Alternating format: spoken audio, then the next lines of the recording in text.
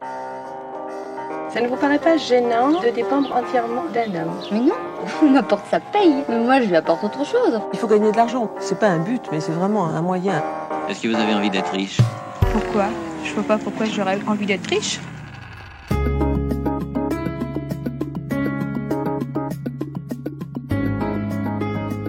Vous connaissez le mythe de la femme dépensière? Il nous colle à la peau. D'une certaine façon, il n'est pas complètement faux. Pendant longtemps, ce sont les femmes qui ont géré l'argent et donc les achats pour le foyer, la nourriture, les vêtements. En bonne mère de famille, pourrait-on dire. Cela concernait la majorité des femmes. Mais l'image qui reste attachée à la figure féminine, c'est plutôt celle de la courtisane, entretenue par le galant, qui lui fournit de quoi se pomponner pour se présenter sous ses meilleurs atours. Ce qui concernait en fait une minorité de femmes. Les clichés ont la vie dure. 2/3 des Français pensent encore aujourd'hui que les femmes sont plus dépensières que les hommes lorsqu'il s'agit de shopping. Pourtant, en 2017, une étude réalisée par Cofidis a révélé que le budget mensuel moyen consacré par les femmes aux vêtements, chaussures ou cosmétiques est tout à fait identique à celui de l'ensemble de la population adulte. Et une autre étude plus récente a démontré que les femmes utilisent davantage que les hommes des astuces pour dépenser moins. En revanche, ce que constatent aussi les études, c'est que les femmes dépensent avant tout pour les autres, pour la famille. Et si maintenant on dépensait pour soi? Je suis Valérie Lion et vous écoutez le 4e épisode d'Osons l'oseille.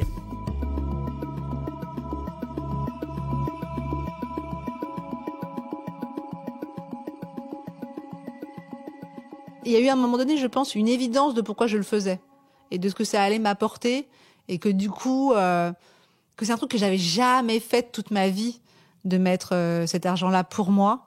Je me suis dit, non mais là, tu peux te permettre ça et ça va vraiment valoir le coup, donc vas-y. Chloé a 48 ans.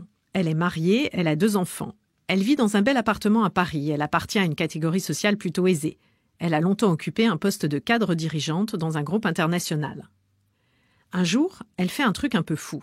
Elle signe un chèque de 1 200 € pour un week-end de 3 jours en Toscane, seule, sans mari ni enfant.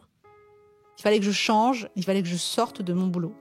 Ce qui était hyper compliqué parce que j'étais dans un mode de voilà, j'ai coché toutes les cases de la réussite, je suis au plus haut dans ma boîte, j'ai le package rêvé, j'ai mon poste au CODIR, j'ai ma voiture de fonction, j'ai tout.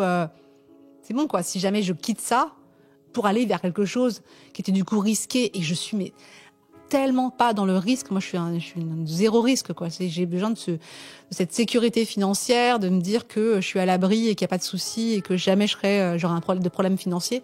Donc, c'était un pas qui était hyper dur à franchir pour moi. En tout cas, ça devait être hyper organisé et calculé. Mais j'étais dans cette démarche-là. Et du coup, les fugues, il y avait ce côté de t'accompagner aussi dans un changement. Ce qu'a fait Chloé, cela ressemble presque à une fugue. Elle s'est brutalement échappée de son quotidien. En fait, elle s'est offert une fugue italienne. Le concept a été imaginé par une Française, Alice Cheron, installée dans la péninsule. Le principe, une dizaine de femmes qui ne se connaissent pas se retrouvent dans un lieu défini, en Italie donc, et profitent d'un week-end de découverte pour se recentrer sur elles-mêmes. Alice Cheron appelle ça une bulle de décompression magnifique. L'idée, c'est de se retrouver entourée de femmes qui vivent un peu une expérience pas similaire à la tienne, mais qui sont dans ce process il y a un truc qui change dans leur vie ou qui va changer dans leur vie.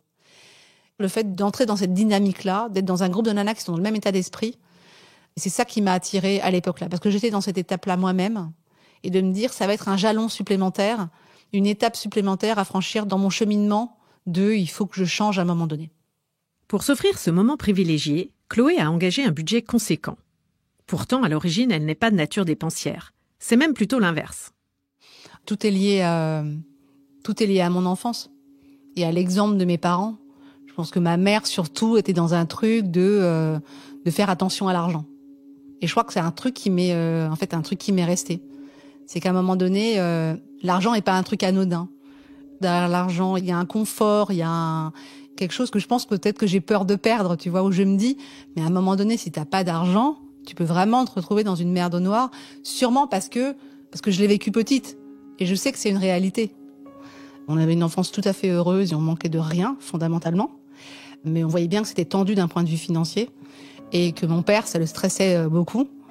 Et c'est ma grand-mère qui nous aidait financièrement pour qu'on puisse s'en sortir. On n'a vraiment pas un rond. Enfin, ma mère a fait un potager et tout. On mangeait de la viande assez rarement. Donc c'était un contexte financier qui était tendu. On savait qu'on pouvait pas trop faire de caprices et réclamer des trucs parce que de toute façon, il n'y a pas de discussion, on n'aurait pas. Malgré sa situation très confortable à l'approche de la cinquantaine, Chloé a dû faire un véritable effort pour s'octroyer le droit de financer sa fugue italienne. Si elle l'a fait, c'est aussi parce que pour elle, c'était une façon de ne pas reculer devant son envie de changer de vie. Chloé voulait quitter son poste de salariée. Son projet, lancer une société d'édition de guides de musées pour les familles. Cette fugue a été une étape cruciale dans son cheminement vers sa reconversion. C'était aussi, je me rendais pas compte à l'époque, m'engager dans quelque chose qui allait m'engager pour la suite. Signer pour quelque chose, et je me dis que c'est comme un peu aller chez le psy. À un moment donné, tu payes pour dépasser une étape, pour la franchir. Et je me suis dit, c'est comme un investissement, de me dire, mais j'investis dans ce truc-là pour que derrière, j'aille plus loin et je change. Maintenant, je me dis que si j'ai réussi aussi à passer ce truc financier, c'est de me dire, mais là, tu t'engages, en fait. Si tu mets cette somme-là, ça va t'engager pour la suite. En genre, tu peux pas l'avoir mise pour rien. Il faut que tu avances. Tu te dois d'avancer. Payer pour quelque chose, c'est s'engager, parce que l'argent a une valeur. Donc, si l'on dépense une certaine somme, on donne aussi un peu de soi. En investissant de l'argent, on s'investit soi-même dans une décision. C'est ainsi que Chloé analyse sa démarche avec du recul.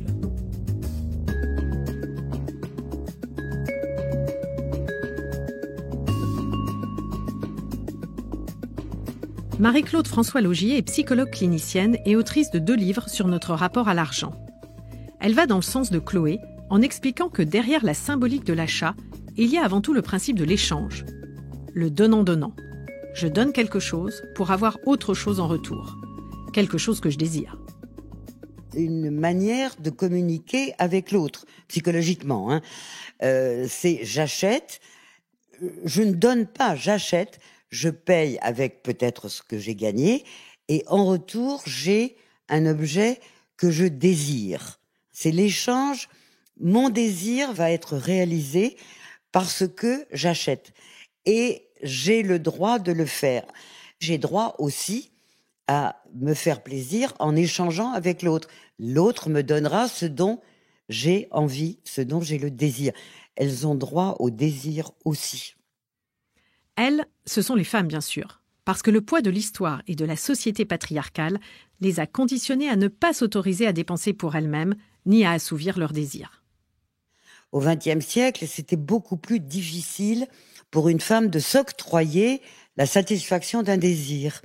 Elles avaient d'abord l'idée, disons en grande partie, de œuvrer pour le foyer, de gérer pour le foyer, et éventuellement, s'il restait quelque chose, on pouvait penser à soi, mais c'était quand même très rare. Beaucoup de femmes ont eu tendance à s'oublier en tant que personne pendant une grande partie du XXe siècle. Donc, elles s'oublient, elles pensent d'abord aux autres. Enfin, c'est un peu le résultat de la maternité aussi. On porte des enfants, on pense d'abord à eux, on les nourrit, on s'occupe du mari, on s'occupe du foyer, on s'occupe des ascendants, puis on ne s'occupe pas de soi.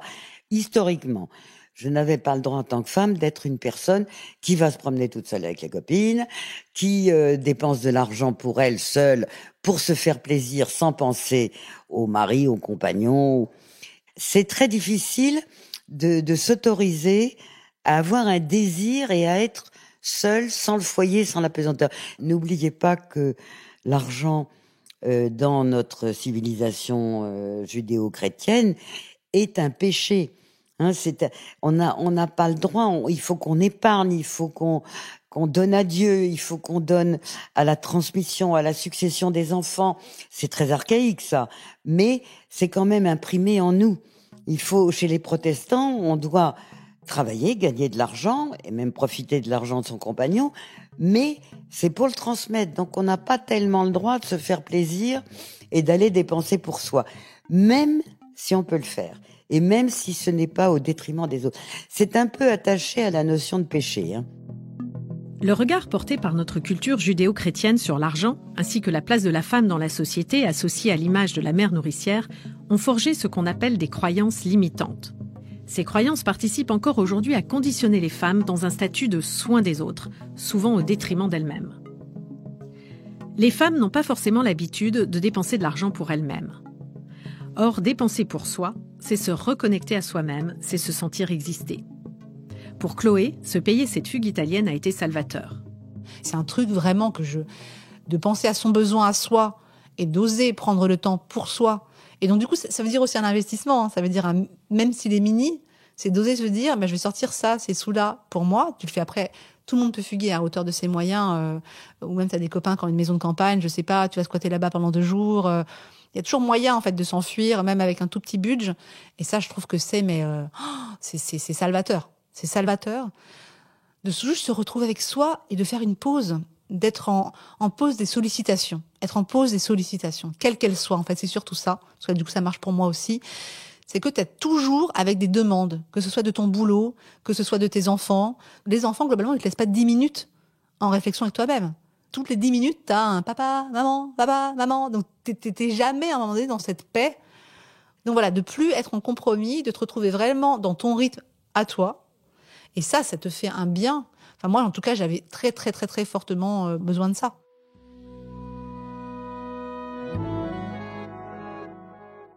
Il est question de se dire, moi, je peux partir en week-end, mais sans culpabilité, et je me fais plaisir, j'existe aussi. Je ne suis pas seulement une maman, ou je ne suis pas seulement une amante, ou je ne suis pas seulement une femme. Moi, j'existe et je vais en tant que personne à part entière, de genre féminin, mais je suis là et je m'en vais. Mais je m'en vais en assurant la garde du foyer, en confiant les bébés à qui il faut, enfin, en étant très prudente. Mais je me fais plaisir. Il y a un désir d'évasion du foyer et peut-être de la contrainte qu'entraîne le foyer. Mais ce que nous avons toutes, mais qu'à un moment, on a envie de prendre l'air et de ne plus s'oublier comme on le faisait avant. À quoi cela sert-il de dépenser de l'argent pour soi ? Eh bien, cela sert à s'affirmer et à se sentir libre. Chloé raconte qu'elle est rentrée de son séjour italien avec une force extraordinaire. Elle dit même qu'elle a eu l'impression d'avoir un super pouvoir. C'est grâce à cette fugue, entre autres, qu'elle a réalisé son rêve en lançant sa nouvelle activité.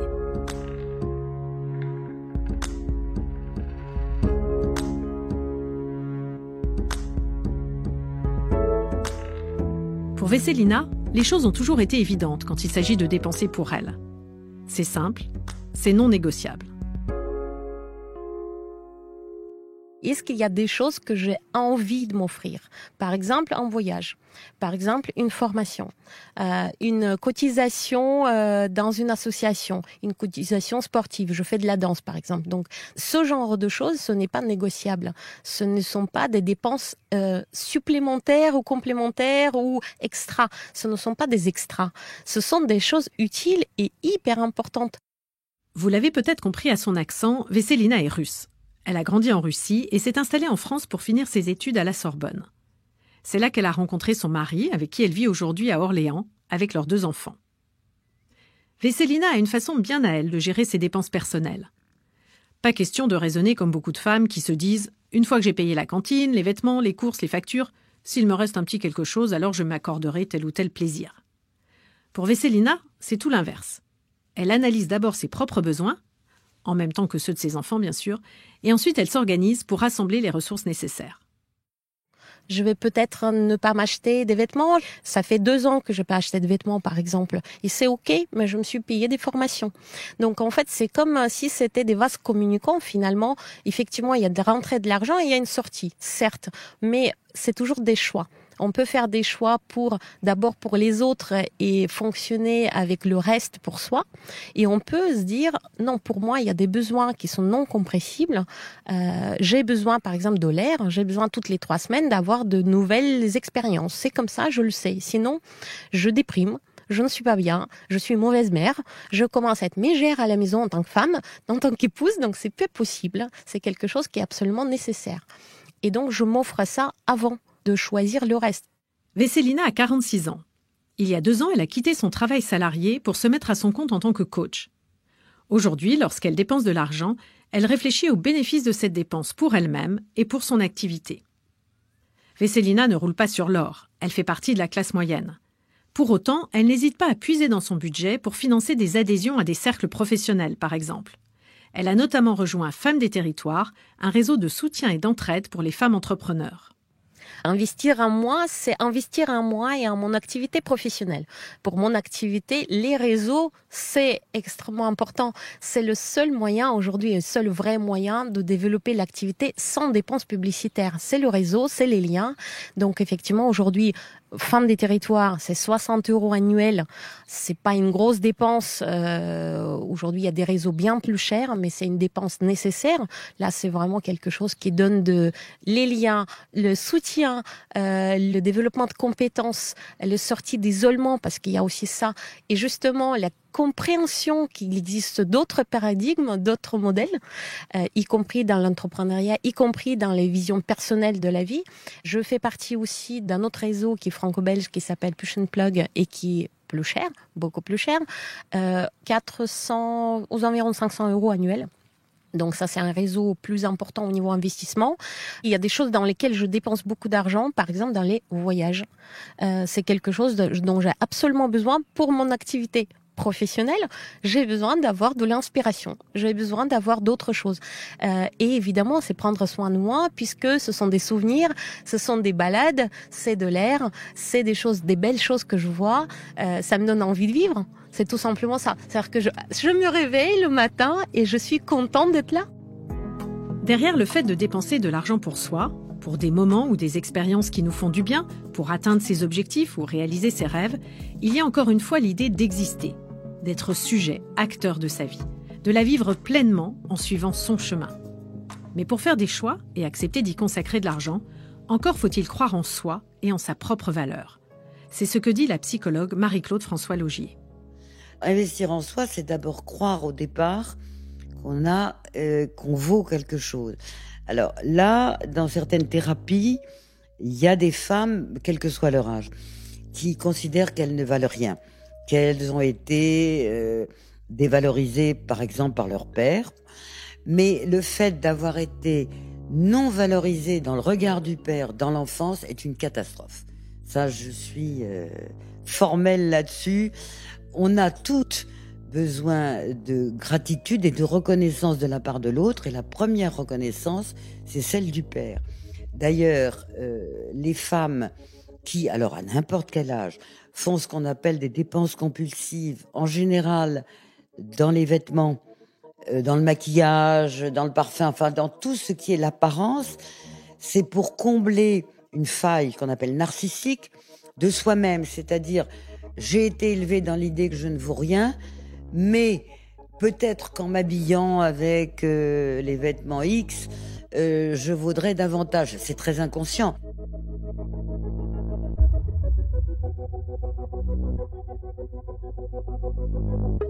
La première condition avant de pouvoir dépenser pour soi-même, c'est donc la valeur que l'on se donne. En clair, l'estime de soi. C'est quelque chose que Vesselina a très bien compris. Quand on lui demande pourquoi c'est important de dépenser pour elle, d'investir en elle, elle répond. On parle beaucoup de ça, d'estime de soi, de confiance en soi. L'estime de soi, c'est la valeur qu'on se donne, soi-même. C'est la valeur qu'on considère être à l'intérieur de nous, sans qu'on fasse quoi que ce soit. La valeur qu'on se donne, c'est aussi la valeur que les autres vont nous donner. Donc, si on investit en soi, généralement, les autres ont envie de nous payer plus. C'est étonnant, mais quand on commence à investir en soi, par exemple en formation, c'est là où les opportunités s'ouvrent. C'est là où les clients commencent à payer plus cher. C'est là où ils considèrent que nos tarifs, finalement, ne sont pas aussi élevés. Première étape, donc, se dire que l'on vaut quelque chose et que l'on peut donc investir sur soi. C'est valable. Deuxième étape, avoir la faculté d'analyser ses propres besoins. Pour pouvoir se faire plaisir, pour dépenser pour soi, investir en soi, il faut déjà se connaître soi-même. Il faut d'abord savoir ce dont on a besoin. Donc, si on analyse ces besoins profonds, si on y réfléchit, on peut les mettre, les besoins primordiaux, on peut faire des choix, 2 colonnes, et on les écrit sur un papier. Ah ben, qu'est-ce qui est primordial pour moi? Est-ce que c'est de me faire soigner la peau? Est-ce que c'est de faire une formation professionnelle parce que je veux changer de vie? Est-ce que c'est de me faire plaisir en achetant des vêtements? Qu'est-ce qui est essentiel? Est-ce que c'est d'engager une thérapie ou un parcours à moyen terme? Alors, je choisis Et après, je fais une autre colonne où sont mes ressources, comment je vais gagner de l'argent pour le faire. Bon, c'est pas aussi facile, bien sûr, d'arriver à trouver les ressources, mais on y arrive quand on sait que on veut quelque chose profondément qui va vous redonner, je dirais, une intégrité de soi.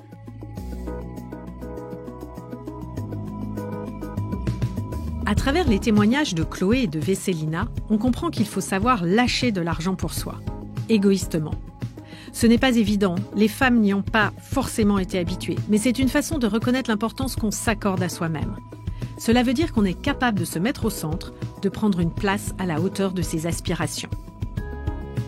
Dépenser pour s'offrir un temps de réflexion ou de décompression, se payer une formation, un accès à des réseaux professionnels ou business, se consacrer à une activité physique ou créative, s'offrir une aide, autant de dépenses profondément utiles. Une fois levée cette barrière, de nouveaux horizons s'ouvrent. Cela peut même conduire à approcher un autre univers, celui de l'investissement. Il est encore largement dominé par les hommes. Pourtant, les femmes y ont aussi un rôle à jouer. Car investir, c'est une façon d'agir sur le monde. Et ça, je suis certaine que ça vous séduit.